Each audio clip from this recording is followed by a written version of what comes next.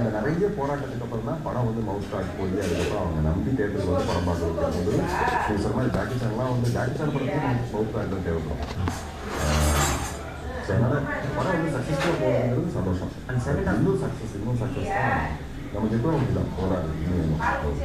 So second half don character வரும்போது theatre சும்மா அத்துருது சார். அதுவும் பர்டிகுலராக ஒருத்தர் சாவு எடுக்கிறதுக்கு அப்படியே கட்டி பிடிச்சிங்க. என்ன பண்ணுறாரு கட்டி பிடிச்சி கதை அழுகுறாரு.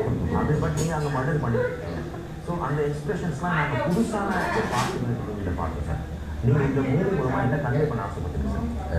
நான் இப்போ இதில் சொல்லுவாங்க இது வரைக்கும் எந்த ஆக்டரையும் பார்த்துருக்காங்க அப்படின்னாங்க.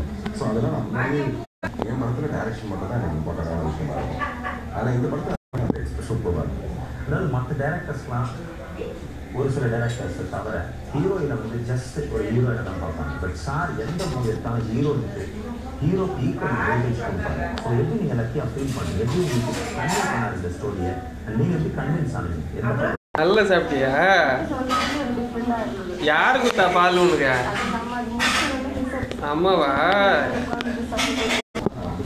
நான் மட்டுமே என்னோட ஆடியன்ஸ் அதுதான் தவிர சேரலாம் நினைக்கிறேன். இவங்களுக்கு நல்லது செய்யலாம்